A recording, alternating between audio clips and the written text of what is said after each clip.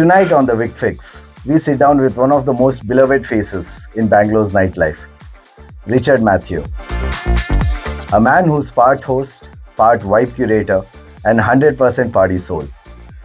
From jumping into pools at the Taj on his birthday to being the mastermind behind some of Bangalore's wildest nights, Richard's journey is as high energy as his parties. He's not just an event organizer, he's the event. Grab your drink, maybe even a Jägerbomb, and tune in as we uncover the madness, the hustle, and the man behind MyPartyMob. Richie, it's an absolute pleasure to have you here. Welcome to the VIC Fix. Very nervous, very nervous. You shouldn't be at all, because we are going to have a great fun chat. I should probably already apologize to anyone that I might or might not offend during this during the course of this conversation. You had such an amazing journey over the years, and you have shown Bangalore how to party. So let's dive straight into the madness. Tell us about that infamous birthday when you jumped into the pool at Taj. What was the vibe that night? It wasn't so much as to me jumping, hasn't been thrown in over there. And this was one of the nights where, this was the night where I was stuck in Kerala during the floods. All right. And this was when Suketu was playing in Bangalore. Right. And I had to travel from Kerala to Bangalore for the event. And it was flooded in Cochin and in Kerala all over. So the series of the number of transportations that we had to move and jump and everything, jump from one to the other. And then finally somehow got here absolutely drenched, and my team was waiting at the Taj with a change of clothes and everything like that. And the hotel was quite cooperative. They let me go up, quickly change, quickly have a bath, change, and everything. And I came down. I entered and I managed to meet Suketu, said a hi to him. And the next thing that I knew was I was seeing the roof of the place. For some reason, I was being carried out. And then the next thing I was just thrown inside there with while I was completely dry at that point, and I was happy and quite content. But the very next minute, it was all wet, and it was a fun night. So that's just love. That's just love of all the people who are waiting for you. I mean, love me a little less, that's right. But yeah, that's that was a fun evening, and everyone was there, and everyone was quite happy high by the time I had already reached. So they had spirits in them as well. So right. So we are going to go through a lot of these party memories tonight, because there are some absolutely epic ones. One of your friends also told me that there was a night wherein you stayed up all night just to catch a flight in the morning, and then you missed the flight, and then you continued drinking. This is Raghu. Yes. So we had a couple of meetings which went on later in the night. And it was one group after the other, and each group had a fair share of spirits during that time. Right. And the morning, we were supposed to take the flight for the wedding. Right. And I think we made it. We made it just on time. But I passed out at the airport. And thankfully, Rahul and Ankit and I think Raghu was also there, and they helped me wake up, and I think they put me onto the flight. And that's how we landed over there. But it was a good fun time. I don't remember the wedding, but I do remember that we had a lot of good times after the wedding, and it was a lot of fun. Talking about remembering, I'm sure you don't remember the lecture at Jain College either. Lecture? When you were called to give a lecture. Oh yes, wait, who told you that? Okay, I don't think these are friends of mine. These are very silent enemies. Can you tell us about that? Yes, so Jain College, where CMS, from where I had graduated, they had this outreach program where they call back some of the old students to apparently inspire the new generation. Right. From in the event management in sector. in the event field. And we weren't really prepared, right? Because again, we were working hard. The previous night. During the previous night. So, but again, there was Rahul, there was Nag, and there was me. We went over there, and I still remember we opened up the laptop, we looked at everyone, and then we closed the laptop. We were like, "All right, guys, you tell us what you guys think about it." And fantastically enough, the way that these students spoke about it, and the kind of visions that they had at such a young age, not being experienced or not having having seen the field yet, but the kind of ideas that they came up with, the kind of conversations that they had was amazing. Some of them have actually gone ahead and pursued the career as well. And they're doing phenomenally well. They're into corporate events as well. Really, really good stuff. They've done some couple of good product launches. Now, second question, I'm already getting nervous. How did the nickname Jägermeister King of Bangalore come into place? Jäger King. Okay, so Jäger King happened purely out of habit. This was something that since we're in the field and we generally experiment with a lot of our drinks and stuff like that. So we kind of decided to experiment with the Jägerbomb. And we fine-tuned it a little bit, and it turned out to be a very accepted drink. So most of the venues that we host at, along with what we do, we have this particular drink called the Matthews that we incorporate into that night, which is a more finely tuned version of the Jägerbomb. The Matthews. The Matthews. And so eventually half a bottle became a bottle, then, so it went on like that.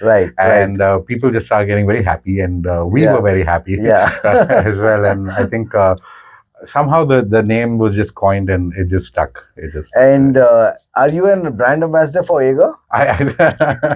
I haven't been so fortunate yet, but not yet. And see, that's quite surprising for me, to be very honest, because I don't know anyone who treats their guests with Jäger like the way you do. Jäger, if you're watching this, we definitely need you on board, because there's no better brand ambassador of Jäger than here. See, because I keep seeing all these posts, about random people being accepted and, showing the bottle and all that. But hello, the real on thing ground, is here. actual consumptions. And, Yes. During one of the speeches that one of my friends had given, they actually did a backtrack with the Taj. We had gone past a phenomenally large number of, I think, 2,800 odd bottles within a year. Wow. Yeah, so... Just MyPartyMob. Just MyPartyMob. And each bottle has how many shots? So if you're doing the Matthews, you get about 24 shots. So 2,800 into 24. That's around 70,000 shots. Jesus. Wow, when you put it that way, that is a lot.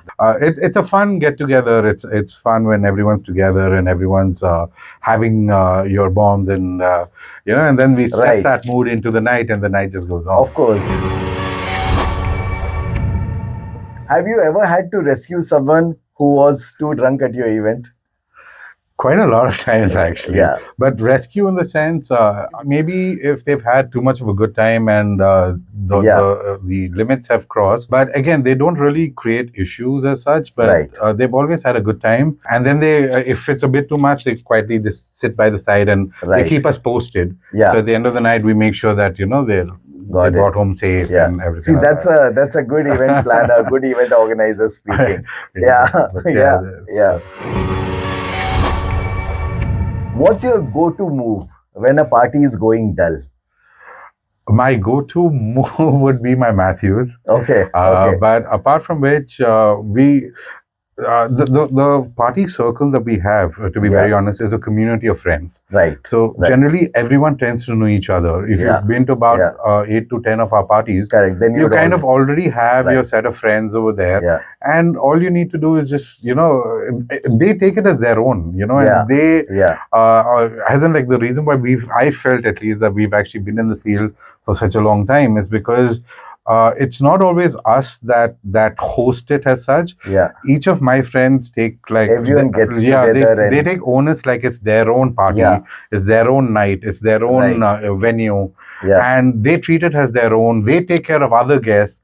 They come and check on my artists and the DJs, and because we've always worked with a very reserved set of friends that have always been there with us from the start. Correct. So it's not like we actually come and, if it's like a high energy night, we vibe with it. Right. If it's a low energy night, then we all have a social get together. Yeah, I've seen that. It's more about networking. It's more about understanding what our friends are doing now and how to take it to the next level. Right. Because especially with our, I feel we are blessed with one of the best industries where the kind of people that you meet are from so many different avenues of life and different stages of industries, where each one gets to meet each other, and there's so much that they can work with. Like I know a umpteen number of my cases that my friends have met each other, and they've gone on to do something together. They're working together. Even now, some of really good projects they're still doing together. Amazing. And while we do have it as a party community and a nightlife community, we've gone into a different mode where there's enough and more people networking with each other. Great. So it is a perfectly tuned, ice-breaking networking session. If those are the right words to be used. Right. Share one drunken memory you might still regret, but you laugh about it. Oh yeah. So there was this one time that so me and my wife, back then my girlfriend, Sunita. So we had. Is it getting on the train? And oh my God, who told you that? I know this, but I want you to say this out. Wait, so I wasn't going to say the train part. You should tell us the train part. No. So the train. Okay, tell us both. Tell us two funny incidents that have happened. Okay, so the train bit of it was, so Sunita and me we had gone out, and we had I had a bit to drink. And we were very happy. I was very happy and everything. And we were listening to some music and stuff. So we were on a cab back. No, we were in an auto. We were in an auto. And I told the uncle that I want to ride. Right. So the uncle was quite sweet. Sweet enough to indulge me. And he let me ride for a little bit and stuff like that. And Sunita is sitting at the back. And then that's when I see this train that I just pulled up to the station. Yeah. I think that was at East, or that was at one of the railway stations. Yeah. So I was like, hey, Suni, let's go. She's like, where? I was like, I don't know. Let's just go. Yeah. And it was a very DDLJ inspired move. Right. But thankfully, we got on, and she trusted me with that. She came on as well. So we went ahead a little bit, and then we got off. Yeah. Thankfully, but that was a very impromptu in the moment. And then you didn't find any ride back. Yes. Who has been telling you? So then, how did you come back? I think that's when we found the auto uncle. Oh, okay. I think that's back. I think that on the way back is when we found the auto uncle, and he was very sweet. I mean, I think he felt really bad for Suni over there, so he was like, I'll drop you guys back. And so, but I mean that's the version I remember. I don't know what really happened though. But, so we have to call her as well. And I mean, I'm sure she's got originally the original version of what really happened. Yeah. But the one that I was thinking of was when we were at again with Sunita. We were at the airport. Right. And so there was one of our favorite songs, UB40's Falling in Love. And we were right at the zone where they do the car and everything like that. And my cousin was sitting in the back. Yeah. And so while the song came up, we pumped it out for volume, and I got down in front of the car. This is the Bangalore airport. Right. And I'm dancing to the song. Yeah. And Suni's like, oh, that's why I asked her to come out. Yeah. And we start dancing. Right. She and me, we start dancing. And so I'm sure that the guards are going to come in and beat me up over there, but we can hear people clapping and cheering, and the guards are also sitting there and doing that. So before we really pushed our luck, I was like, get in there, we'll get beautiful. Yeah. But yeah, that was one of my most treasured moments. Have you ever had to babysit a guest the whole night because they have had a wild party? Yeah. Quite a lot of times. Quite a lot of times. Okay. In fact, I think a few more nights are coming up. Some of my usuals are coming out, and everyone just restarted with their drinking after the detox. So I know a few more sessions are coming up. But it happens quite a lot. Thankfully, I have very passive drunk friends, so it's very easy to handle them. Okay. And I think they are also very in tune with the fact that, hey, when he says something, they sit down. What's your signature drink? I mean, apart from Jaeger. Okay, so contrary to how it actually looks, I actually prefer like a nice warm black tea or green tea or something like that. Okay. Other than that, Jaeger, I mean, my Matthews are my go-to drink. Because I've never seen you like hold a glass of whiskey or, I've had phases. So I did have a whiskey phase, and then I moved into a gin phase, and then a vodka phase. And so I do have my phases like that. One thing that's been constant is the Matthews throughout. Right. Have you ever blacked out from your own party?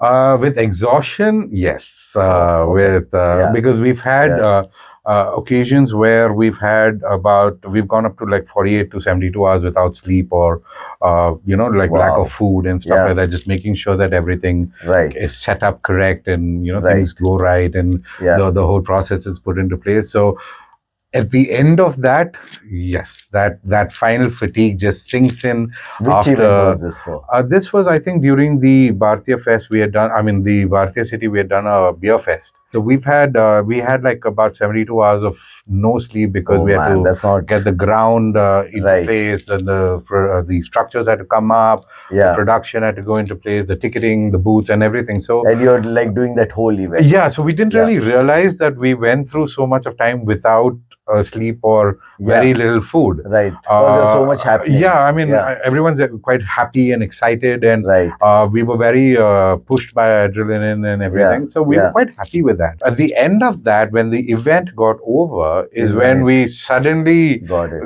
That whole hit came into us, and we were like, oh my God.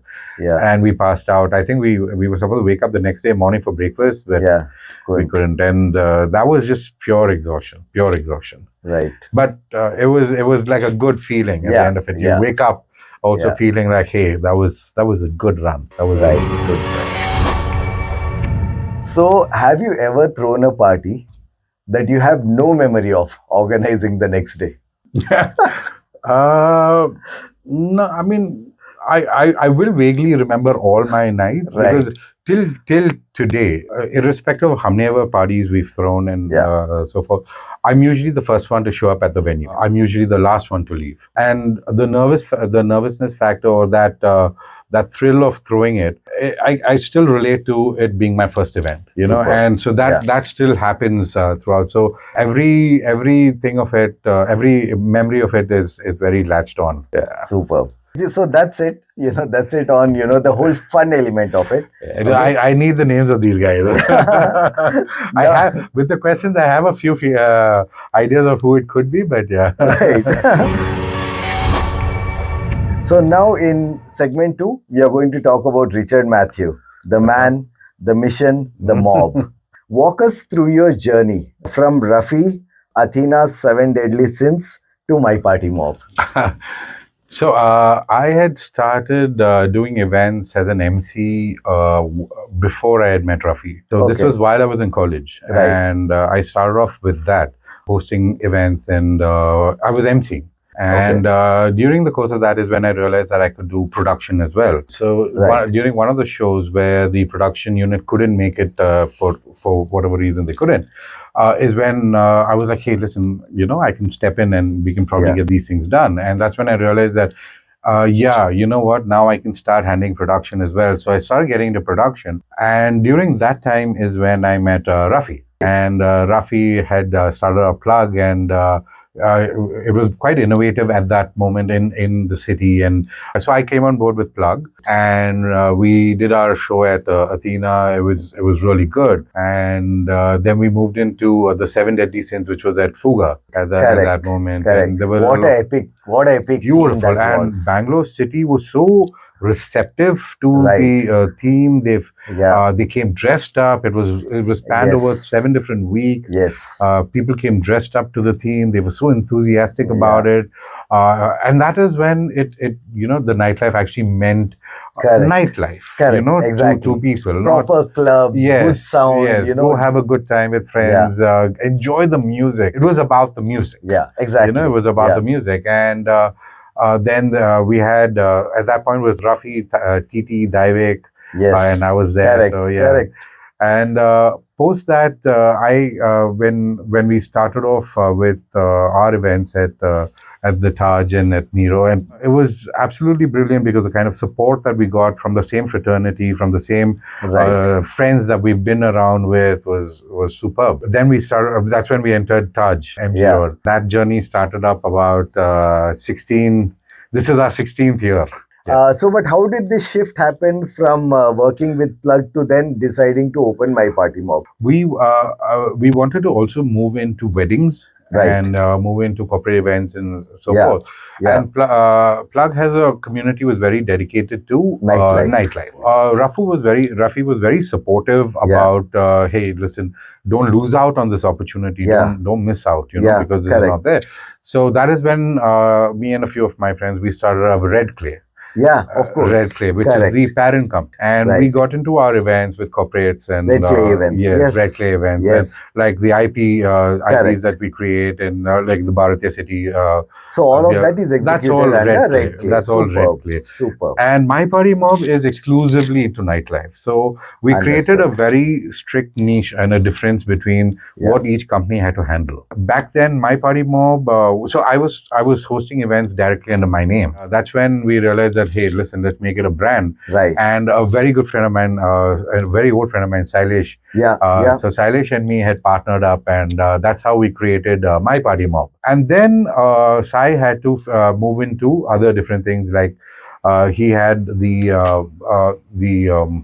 F&B industry that he wanted to tap into, and he's doing phenomenally well. He did phenomenally well there. So that's when Sai moved out from MyPartyMob, and I had to run the whole thing. And then with that same guidance and with that same vision with what we had, we managed to take MyPartyMob into created as a whole nightlife community.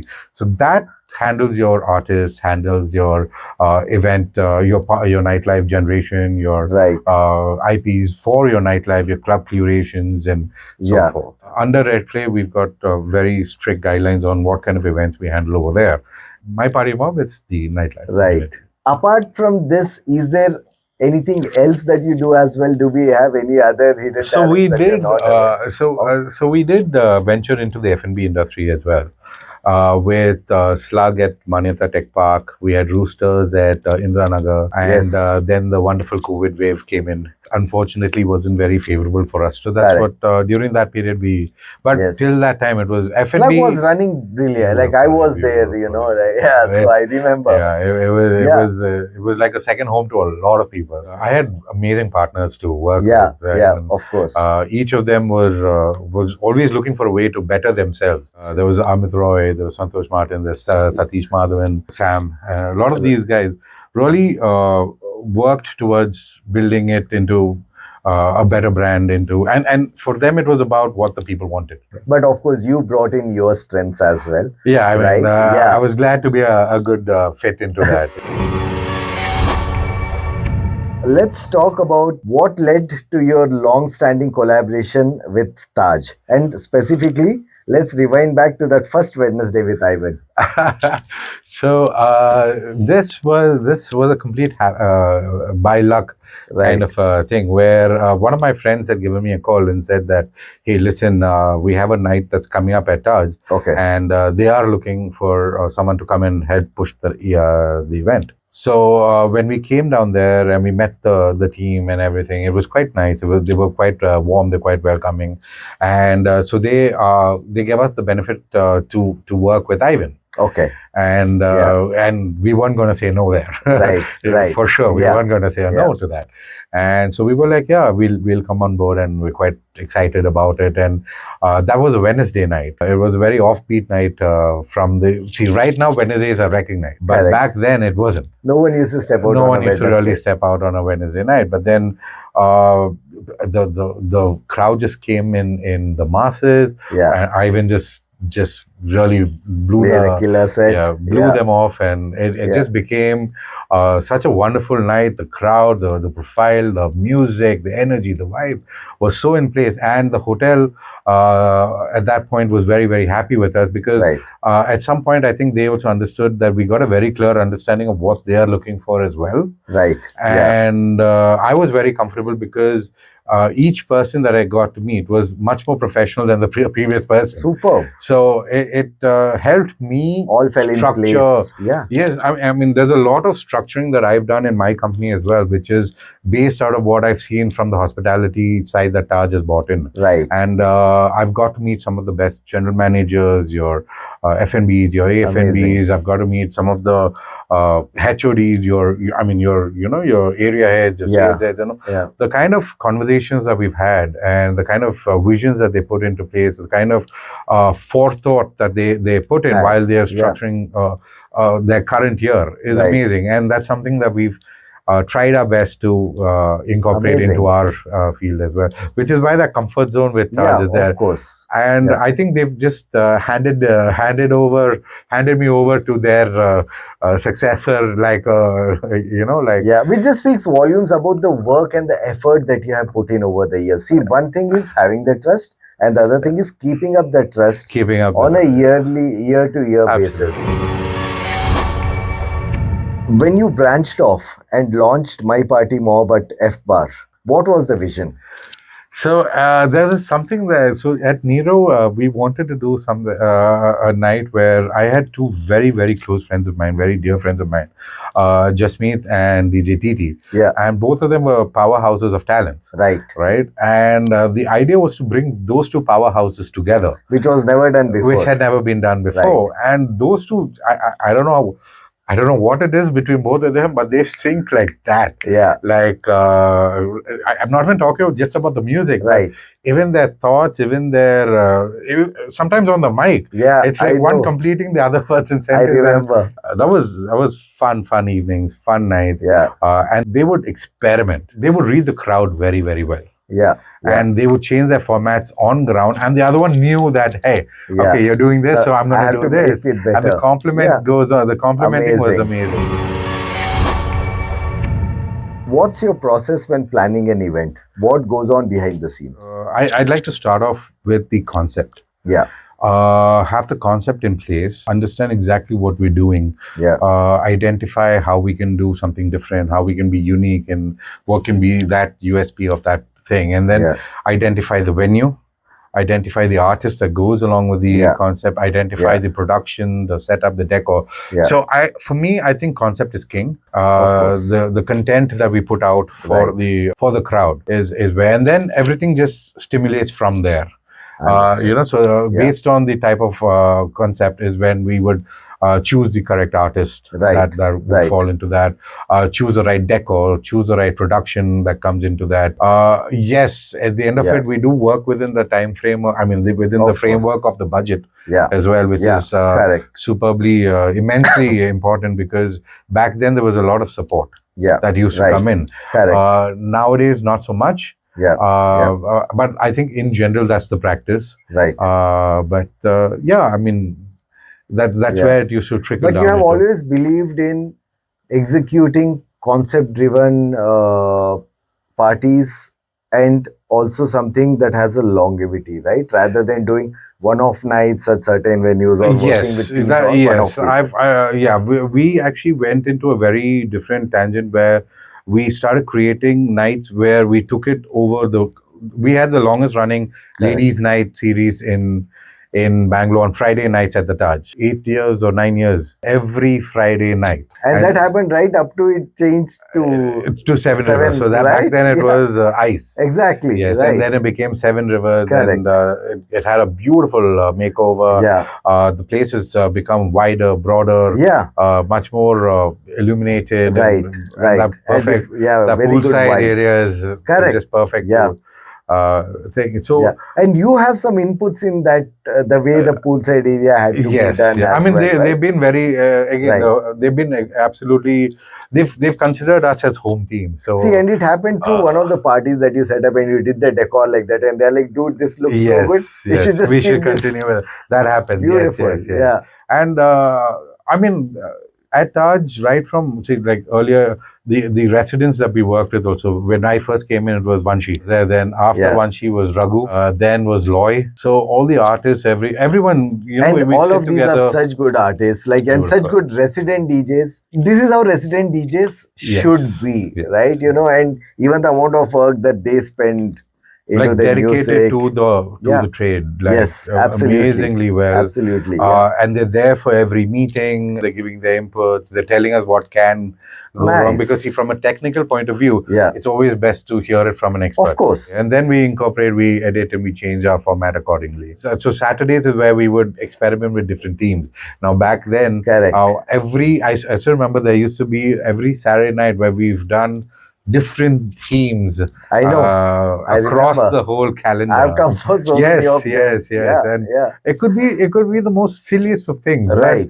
People would love it. Like I said, the city was so receptive. towards it, and they would really. I still remember one of our Halloween nights, where and this was just after the movie Avatar had come out, and we had announced that the best dressed costume was going to get a stay at the Taj, and there was this amazingly good-looking woman. So she had painted herself blue from head to toe in blue, and she had the whole Avatar costume on, and we were like, oh my God, you know what? Even that has to be the best. Imagine taking that time, that effort to sit and paint your entire body from head to toe. Oh my God, that's how good the city was. You know, absolutely. In terms of innovation and in terms of dedication to a concept. How do you guide your DJ's life when they're going off track during an event? Okay, so for this, one is like I've said, I've worked with almost the same set of friends over the course of my tenure that's been here, and now everyone pretty much is in sync with right. Like it's just eye contact now. From a distance, my artists get to see me, and I get to. Of course, they understand why. But back then, we would always talk to each other before the show. We would experiment and say that, hey guys, let's try this. We put in a basic flow of how the song, how the genre should go. They would give me the freedom to be in the crowd. To get the vibe, get the pulse, and gauge it over there. Actually, all credit to my artists on that, because they are able to be very honest, they are able to quickly adapt to. No, they can. So that's because you give them the input. We are able to understand the pulse, and I get to go and just tell them. Of course, but it's them that really puts that effort and that understanding into changing that vibe, and they have to do it ever so delicately. I've realized that at some point you can't keep everyone happy. At some point we've made peace with it, but to whatever extent we can, you try and guide the flow. We do try to guide the flow, but a lot of the times right now, the artists are quite they do their homework.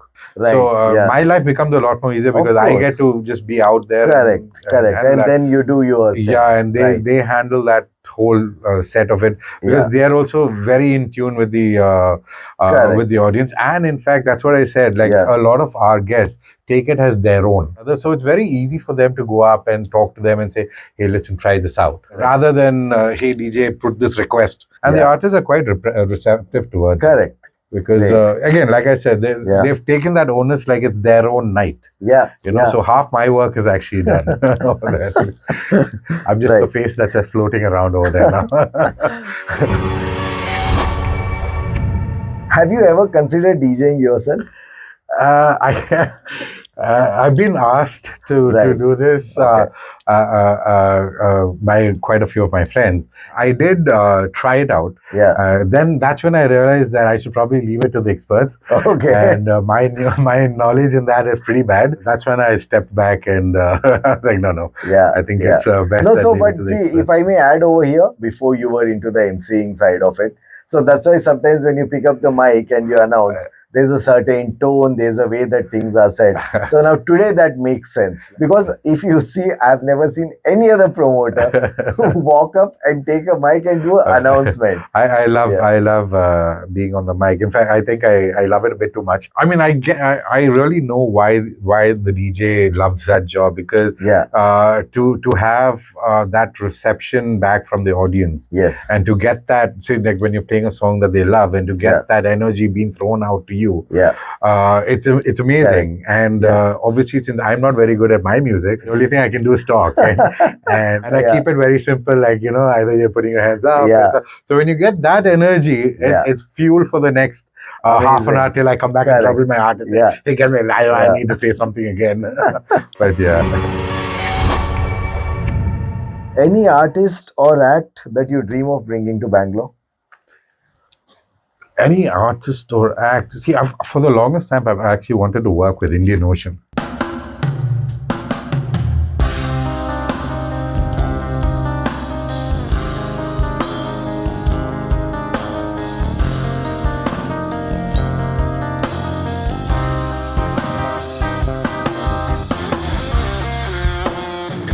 I don't know what it is about that band that really, there's a lot of their music that really stood out for me, and and I am trying to work with a couple of managers in order to make that happen as well. So hopefully that should work.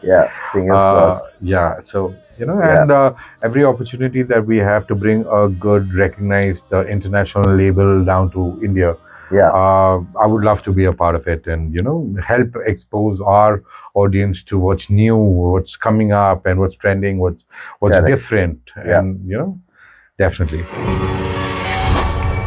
So being in the event promotion business for so long, have you noticed a difference in the crowd taste today versus how it was like, 10, 15 years back? A lot. There's a huge difference. Back then, it was easy because the love for music and the love for that. I wouldn't say it was just for the music, but that nightlife community that Bangalore had back then understood what they were doing when they came out. Now it's about educating them that TikTok isn't the only way to go. That isn't the reference point. There is good music, but it is difficult. I'm not saying that it's impossible, but even we have to adapt. Even we have to change. There's a lot of changes that we have to make also. We have to be receptive to the fact that it's not always the big labels that make the best songs. It could come from nowhere. Justin Bieber was found on YouTube. Exactly. So you find some of the best talents from everywhere now. And I think it's about keeping our eyes open, putting ourselves also out there, adapting to different genres, different music, getting out of our own comfort zone, and adapting to because when a set of people come out, I think it's our responsibility to help them get that entertainment that they were looking for. End of it, that's why you're coming to a particular person's event. Back then, it used to be predominantly about the music. Now it isn't just about the music. Now, while music is a very important part of it, there's a lot of things that go add on. Now, F&B is a huge role. Your IPs are a huge role. Everyone's looking for something different. Everyone's looking for something unique because with the way that the global scale of Bangalore's viewers are, everyone's traveled. People have gone around. They've seen everything now. So when you're coming back and we're presenting it here, correct, we have to do something different. We have to be, it's very difficult to be different all the time, but at least elevate ourselves from the previous experience. Of course. So it always gives them something different and something unique and something more to look forward to at the next experience. Yeah. And given the number of opportunities and spaces that have opened in Bangalore. See, at one point, you would know that you had to go to this area, like MG Road was your center. I don't feel MG Road is the center anymore. Your triangle of Laval Road, MG Road, that doesn't factor in like that. Now each area is a environment of its own. Like a person from your Jayanagar is not going to make an effort to come here. And someone from Whitefield would never step out. Whitefield is a different thing by itself. Of course. It's not, they would not come down. So each area is got its own set of captivated audiences. So it is extremely difficult to ensure that, hey, you know what, we need to keep providing something, but that's what we signed up for. That's what we are in the field for. And especially with the number of venues that opened up. Now, I think every week, we've got like about 8 to 10 different outlets that are opening up. Bangalore we are getting attracted to the newer places. It does do well. So while that happens, for a while. While that happens, the whole crowd seems to be there. While the others take a dip. And then everyone just disperses back into their favorite zones. They come back. Everyone comes back to their favorite zones, but it's about, hey, this place is beautiful. That place is really nice. So I got to be there. And then you're there for about 3 to 6 months. And then you come back to your favorite watering holes. We got to keep up with that. We got to understand the fact that apart from keeping up to date with the new concepts that are coming out, we have to keep up to date with the new venues, and we have to keep up to date with the new artists that are coming up. The amount of new artists and talents that have been pouring into the market. It's crazy. Phenomenal. And the good thing in this is, while I've seen a lot of them, and it's very easy to understand who's in it for what. Also, it's really important for us to understand the importance of social media as well. Keep ourselves up to date. I do know that certain artists do have the understanding that, hey, you know what, I'm the artist. But, you have to evolve with it. You have to be able to reach your audience now as well. And there is no harm in ensuring that your media presence is there. I feel we have to come out of those comfort zones of where we've traditionally realized that, hey, you know what, I've been here for so long. No, we have to keep changing. You have to keep adapting. You have to keep understanding. There are so many trends that even I'm not fully aware of. Right now we just recently had the Ghibli images. The Ghibli trend. So by the time I got the hang of it, they've already started off the the cartoon boxes. Guys, slow down. Let me catch up. But it's good. It's lovely because there's always something new to learn. And some of the concepts are fantastic. While I do see these in online, I would love to replicate these things offline as well. Now, to be very honest, we can't just let it go on like how it normally. Of course, it can't be just, hey, you know what, we've done this, just replicate it for the next week.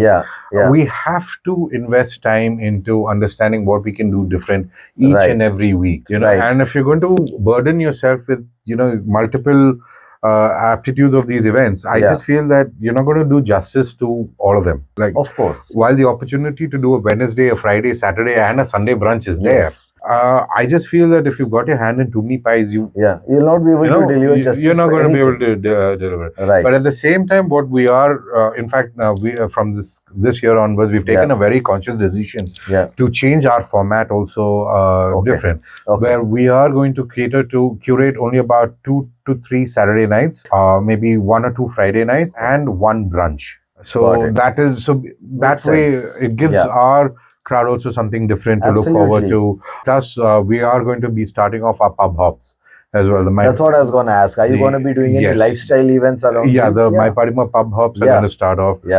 These are the nights that we are not doing an event, but we are going to be, we still have our friends that are going to be out. We still have our community that's going to be out. Because we are not doing something doesn't mean that, subject them to what might or might not happen in the city. So we will still take them up. End of it, it's about us all coming down together. Now, it doesn't only have to be at our place. Let's go explore. We've got 100 new places opening up in the city. Let's go try out all these 100 new places. Amazing. And there is one really, really big surprise that's coming up from the MyPartyMob community as well, that we'll be announcing very, very soon. You heard it here first on the VIC Fix.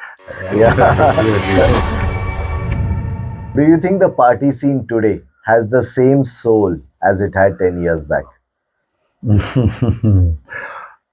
That's a bit difficult to answer because I think the definition of soul has changed for it. Because while the driving factor at one point of time used to be about the music and not just music, but the driving factor for what the nightlife community was back then, it's diverse now. So each one has an agenda. So I wouldn't say the soul has dipped. I think it's split. There is still a lot of passion, but to each one his own. Back then it was a very collective passion. That's why I think it was very easy to define the soul of an event. Yeah, you're right. Or the soul of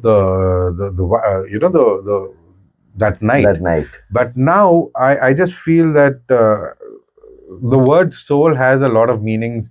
Each one has their own approach to it. So while I still feel that there is, I just feel that it's digressed into a lot of other. So now we can get into the rapid fire round if you're ready. Did any of my friends help in any of the questions? No. Okay, good. It's all self-crafted. Okay. Any of my friends help in these questions? Jäger or tequila? Jäger. FBar or Fuga? Fuga. 3 a.m. food craving after a night out? My go-to is the Taj mutton biryani and keema, which is been a staple for over the years. And there are so many stories on it. Of course. I'm surprised that didn't come up. After a night out that you do, like wherever in the city you could do this.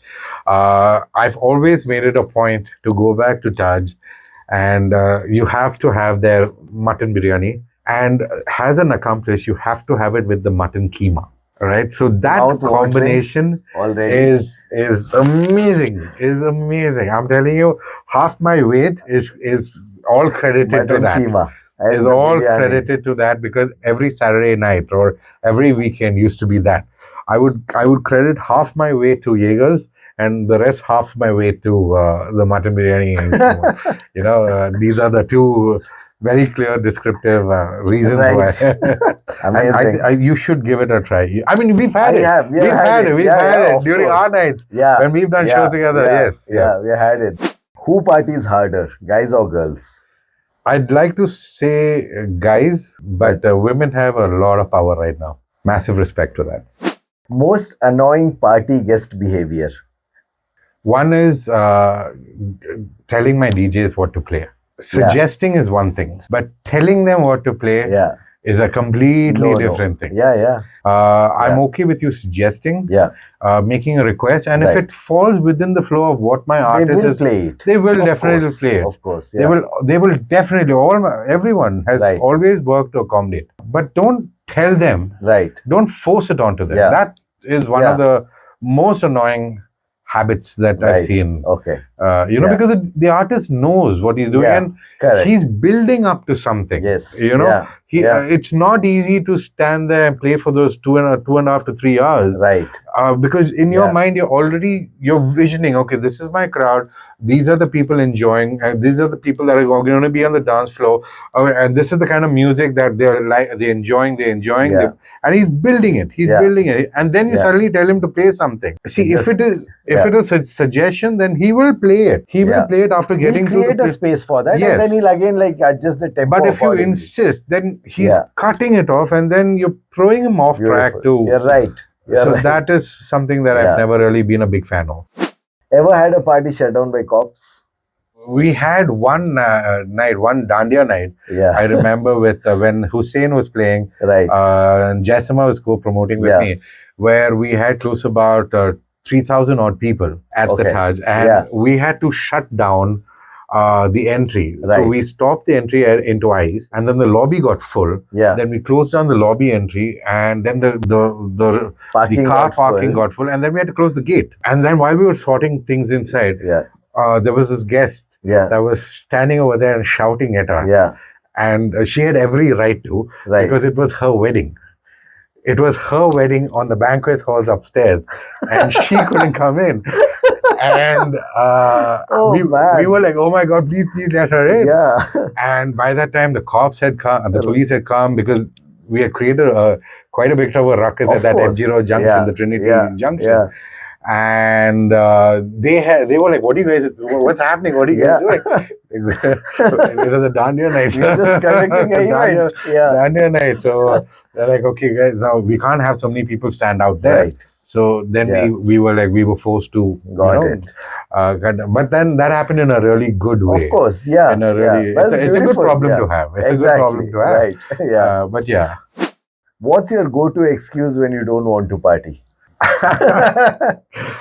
I would always say that my if I say that excuse, then a lot of my friends are going to know that I use that a lot. But it's a genuine thing also. Right. If I'm not up for it, I absolutely love spending time at home. With my folks, my brother's family, my wife and my kid. I absolutely love it. And given an opportunity, I would be there. Be at home. Be at home. Of course. Thankfully, I don't have to lie about it. I can be very open about it and say that, hey, listen, my little Suri is missing me, or I got to be at home, because the missus is giving me looks. Right. So everyone tends to understand. So Suni has been quite supportive about my lifestyle choice. But yeah. Okay, what's one event that you're most proud of? That we're most proud of, I would say, our 15th year New Year. Yes. Which we did last year. One was because there was a lot of pressure on us, considering the fact that it's a brand new milestone. Right. Nobody else in the city has done a single venue consecutively for the last 15 years. So we had to give something different. We had to give something new, something unique. There was a lot of work that went into it. There was a lot of competition.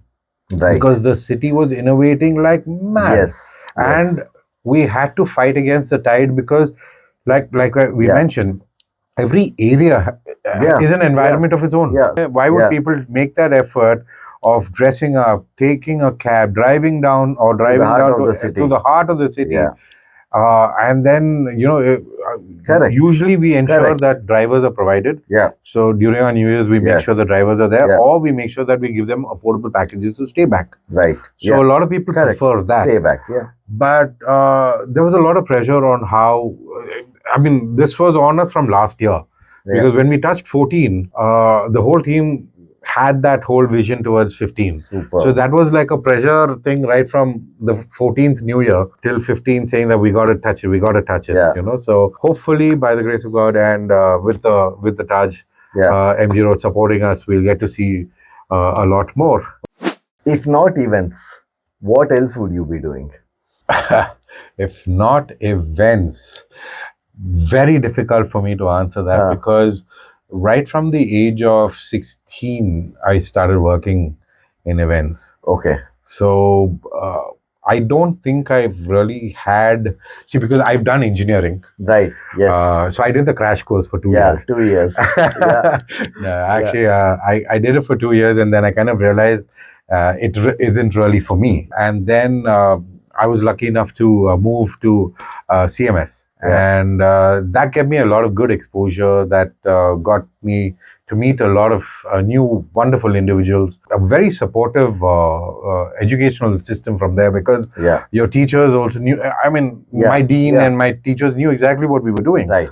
and they were quite receptive to the fact that, hey, as long as your studies are not being affected, so you want to do your events, you can. Right. All right, just make sure that your grades are not affected. My friends from CMS were extremely supportive, but I don't know. I don't know what else. I entered engineering, but that was predominantly because my cousin was in. He did engineering and he got into Infosys and stuff like that. Got it. But the thing was, he was good at studies. So staying on that topic, so we know that you're extremely mischievous and naughty in college. And what's the story of the white Omni? Oh my God, who brought that up? Who told you that? Oh, Jesus Christ, who brought that up? Tell us more about it. Oh my God, I really want to know the name of who bought the white one. That was a notorious phase of phase of my life. Those who were impacted know it. Those who weren't impacted, don't worry about it. But yes, that was a very notorious time. So this was your go-to vehicle for almost 5-6 years. It was a go-to vehicle for a lot of people. A lot of incidences, a lot of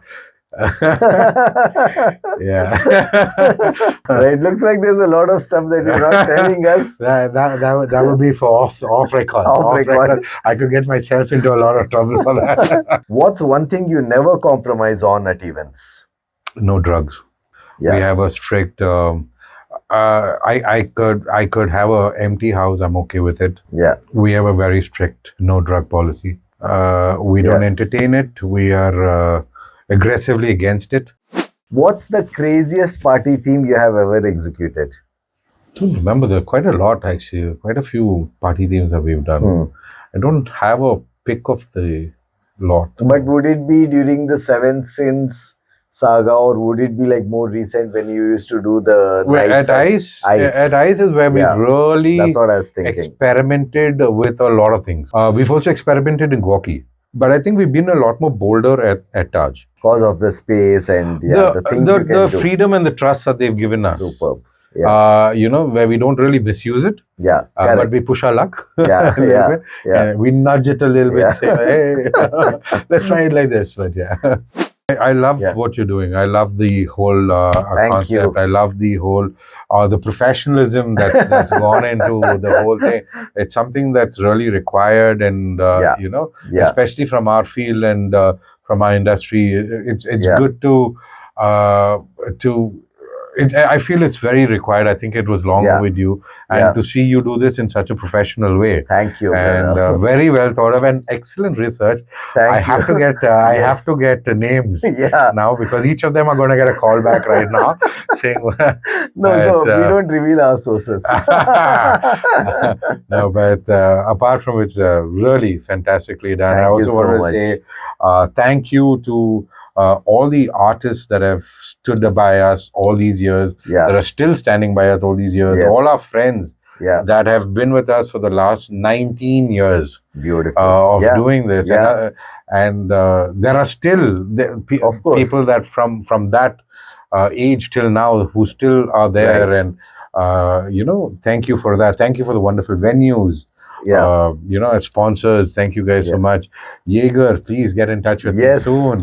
But fantastic, and I love what this whole thing is. And I love what you're doing, and I think you should keep doing a lot more because it's very important that people get to meet the older gen and see the newer ones as well. Absolutely. See, and if there's another thing that I would like to add over here, almost everyone I spoke to, they had amazing things to say about you, especially on the fact that when you're running a company, you're extremely professional about it, and you are one of the best paymasters that someone has seen in regard to the Bangalore nightlife and the way things are run, because I've even had a couple of sources who I reached out to say that even if the venue paid us or not, we would make sure that Richard would pay us on time. And in today's market and the way things are run, I think that's a huge compliment, just to be on top of these things. And Richie, I'm telling you, that only comes with vision and processes in place. So that's when you are able to think ahead, plan ahead, and execute everything, not only from the inception, but right up to the closing the cycle by clearing the payment and building a loyal community. Absolutely. Right. So that is, I also believe, one of the secret of your successes, on which you have built long-standing relationship with venues as well as the artists that you have worked with. And it's been an absolute pleasure to have you on the VIC Fix. And you are actually the first event promoter that I have called on to the show. Because till now I was doing DJs, but by venturing into this, it just gives me so much joy to connect on this level with you and bring out the message, to hopefully a lot of promoters and people who are seeing that if you do things the right way, you will always shine. So always keep planning and innovating and giving us great concepts. So thank you so much. Thank you so much. Thank you. Thanks a lot.